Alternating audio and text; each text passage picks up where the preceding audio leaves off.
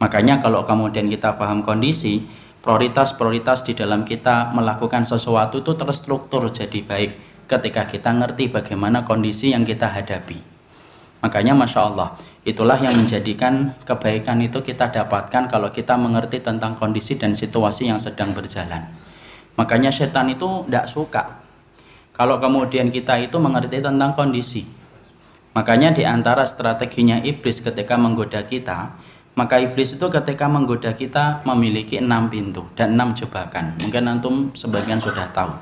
Maka kemudian yang pertama, iblis itu akan menggoda kita, kata Imam Ibnu Qayyim, dengan jebakan yang bernama syirik. Ranjau yang pertama itu syirik. Ranjau ditutupi, tetapi sebenarnya walaupun ditutupi tetapi menjebak manusia supaya melakukan kesyirikan. Kalau kemudian kita selamat dari jebakan yang pertama, ada jebakan yang kedua yang bernama perkara-perkara yang tidak dicontohkan oleh Rasulullah Shallallahu Alaihi Wasallam, bid'ah. Dimana kemudian itu jebakan yang kedua. Kalau antum selamat pada jebakan yang kedua, ada jebakan yang ketiga. Jebakan yang ketiga itu apa? Al-kabair, dosa-dosa besar.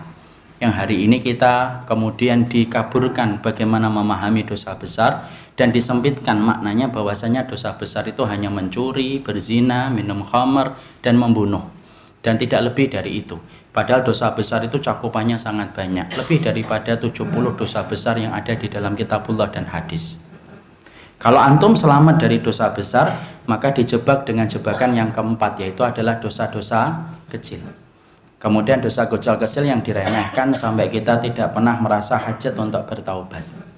Kalau kita selamat dari dosa-dosa kecil, maka kemudian digoda dengan yang kelima. Yang kelima itu apa? Disibukkan dengan perkara-perkara mubah yang berlebihan. Ngomong mubah tapi berlebihan. Makan mubah tetapi berlebihan. Kemudian merekreasi mubah tetapi berlebihan, tanpa terasa bahwasanya itu akhirnya menjauhkan kita dari amalan surga dan akhirnya tidak menyempatkan kita untuk melakukan amal salih. Kalau kita selamat, yaitu di jebakan yang kelima, masih ada jebakan yang keenam. Jebakan yang keenam itu apa? Menyibukkan kita dengan amalan yang kecil supaya kita luput dari amalan yang besar. Karena iblis itu ketika mendapati bahwasanya dirinya gagal menggoda ana dan antum dari syirik, bid'ah, dosa besar, dosa kecil, dan perkara mubah yang berlebihan, maka dia itu membiarkan kita beramal.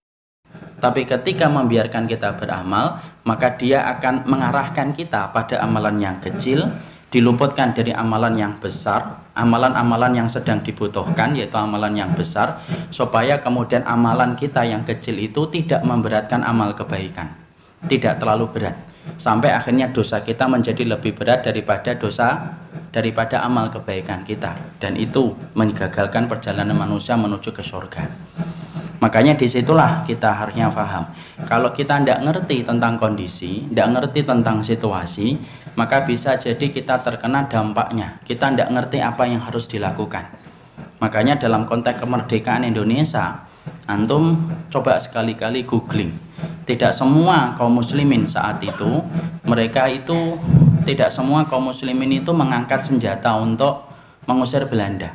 Dan tidak semua kaum muslimin itu meruncingkan bambu untuk mengusir Belanda. Ternyata ada sebagian kecil kaum muslimin pada saat Belanda itu menguasai, mengambil harta kaum muslimin, menguasai wilayahnya kaum muslimin. Ternyata ada sebagian kecil kaum muslimin yang mereka lebih sibuk untuk berzikir di dalam pondoknya, lebih sibuk berzikir di dalam masjidnya dan musholanya, tetapi mereka tidak pernah berjuang untuk melawan Belanda. Memang zikirnya ibadah, iya. Siapa yang ngomong bahwasanya zikir itu bukan ibadah? Tapi ketika berzikir, dia diluputkan dari sesuatu yang besar. Apa sesuatu yang besar amal saat itu? Berjihad melawan Belanda. Dan akhirnya apa? Akhirnya dia berzikir merasa tidak salah, padahal zikir pada saat ketika tidak dibutuhkan, ketika ada amalan yang lebih membutuhkan, bisa jadi itu menjadi amalan yang dibenci oleh Allah ketika tidak paham kondisi pada saat dia dibutuhkan untuk berjuang mengusir orang kafir. Ya, jadi ini apa ya? Suara radio, handphone, handphonenya siapa? Handphone saya tidak aktif loh ini. Ya, nggak apa-apa, ini ujian bagi kita.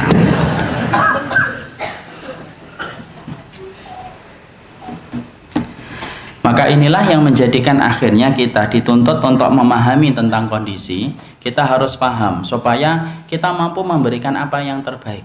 Kalau kemudian kita tidak paham kondisi ikhwan, berantakan semua amal ibadah kita di hadapan Allah.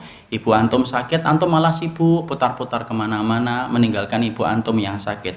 Sekalinya ibu antum, WA antum, antum jawab, "Mah, saya ini lagi silaturahmi ke teman-teman." Padahal saat itu tidak ada silaturahmi yang paling utama kecuali merawat ibunya ketika sakit. Kenapa konteks semacam itu bisa terjadi? Ya karena tidak paham kondisi, tidak paham situasi. Itulah yang menjadikan akhirnya setiap mukmin itu, kenapa memahami kondisi, situasi, itu dia harus pahami supaya dia mampu merumuskan amal-amal yang paling utama dalam kehidupan ketika dia paham kondisi dan situasi yang sedang